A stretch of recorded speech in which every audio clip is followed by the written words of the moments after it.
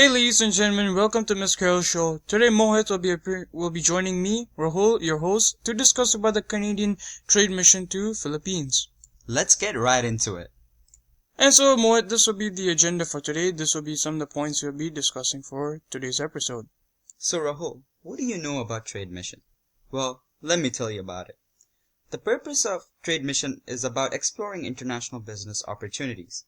Usually, it consists of an international trip by government officials and business people that is organized by agencies of national or provincial governments.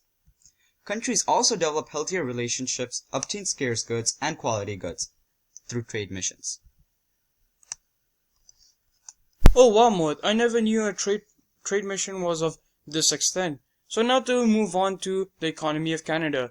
So the Canadian economy has a 6.9% unemployment rate. This means that out of the entire Canadian population, 6.9 of them are unemployed. And if you think about it, it's a pretty high number that we should be focused on decreasing. Furthermore, Canada has a 8.124 years of life expectancy. That means the average Canadian is expected to live for 8.124 years, which is rated sixth among the world, which is a pretty fascinating number and shows how advanced our medical healthcare is. Furthermore, our Canada's rating in the GDP is 16th with the GDP of $55,958. Keep in mind, this is GDP per capita, which is the average household income in Canada. Furthermore, the inflation rate of Canada is 1.1%, and this has been a steady rate throughout the past decade. Furthermore, Canada's trade deficit consists of $1.9 billion with some of the main trading partners as United States. Finally, Canada consists of a mixed economy. This means that the government has little to no impact towards businesses and people. However, the Canadian government do collect taxes and maintain rules and regulations. Well, Rahul, those are some great numbers, but let's see where it stands against Philippines. Now, the GDP is 314 billion, with the GDP growth at 5.8%, GDP per capita at 2,000, and it does rank 36th in the GDP among the world. Furthermore, the inflation rate is at 1.4% with an unemployment rate at 6.3%, and it does have unfortunately, 68.55 life expectancy. And at 27.9% live underneath poverty line. Finally, what I would say is that the Philippines remained a strong performer in the region, despite slow global growth in 2015. Although Philippines had a slow start in the first half of 2015, due to weak government spending, the economy bounced back in the second half, bringing full-year growth to 5.8% in 2015. Among the major economies in the region, the Philippines is only behind China and Vietnam. Wow, that's great numbers, Mohit. But now let's see the position Philippines stand in the world's imports and exports. The Philippines is the 41st largest country export economy in Canada. In 2015, the Philippines exported $80 billion and imported $80.7 billion, resulting in a negative trade balance of $741 million. But no worries, this is casual between countries, and it's alright as long as Philippines does not maintain the two Ds, which is debt and deficit. Furthermore, the top export destinations of Philippines are China, Japan, and United States, respectively. Now, enough of the statistics, Rahul. Let's talk about the trade mission that happened itself. Well, you might be wondering who even attended the trade mission. Well, it was none other than the Honorable Ed Fast, the Minister of International Trade. And the delegates from both sides of parties have also attended. Well, where was it conducted, you may also ask? Well, it was conducted in the cities of Manila and Cebu from the dates of May 24th to May 28th, 2015. And some of the important goals that were discussed during the trade mission were agriculture, transportation, energy, infrastructure, education, and defense and security. Wow, Mohit, now that's interesting. But now let's move on to the features of the trade itself. What exactly happened during the trade?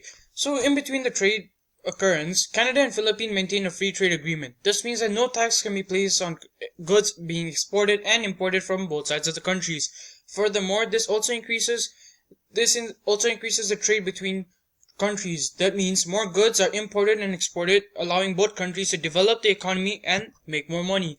Furthermore, now you may ask, what does Philippines trade to Canada? Philippines trades to Canada the electrical machineries, rubber, pearls, and other precious stones. And these are just some of the examples. Furthermore, Canada trades to Philippines wood, charcoal, meat, edible meat offal, mechanical appliances, fertilizers, and much more. Rahul, now let's look at the downside of this trade. More specifically, the political risks. Well, the political risks that affect the business environment, such as trade missions, remain common today. The main political risks include a weak judicial system, such as bribery and corruption, inconsistent application of laws and regulations, taxation, and land use. While government process can be relatively slow and bureaucratic, business-to-business deal can often progress much more quickly. Another political risk businesses can have are the third-party groups. Separatist movements of communist insurgency in rural areas of Philippines present security risks to investors and business groups, meaning businesses won't have much freedom to expand. Well, so Mohit, you talked about the political risks. However, I will be discussing the overall risks. So some of the potential risks involves geographical barriers. Transportation may have a risk of losing it due to the large amount of distance between Canada and Philippines. Secondly, there's also a risk of entering countries within war. Doing these transportations, you may be entering Middle Eastern countries or countries that are experiencing political affairs. Therefore, it may be dangerous to the goods itself and to the economies of both countries. Furthermore, there can be a lack in foreign currency. Canada benefits from this because Philippines peso is worth less than Canadian dollars. Therefore, Canadians still making a profit out of it.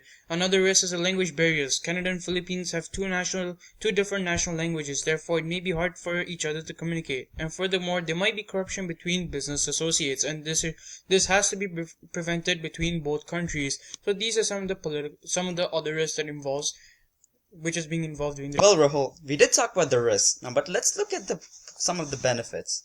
Well, trade missions do allow Canada and Philippines to develop economy by creating more jobs in different sectors. They also help foreign businesses of both countries expand, which results more profit to every single business that's involved. More job opportunities for both Canada and Philippines, as most trade missions will include meetings with senior level government officials in industries and other sectors. They also have the ability to meet other firms interested in the same market and a chance to network and exchange information with other missionaries.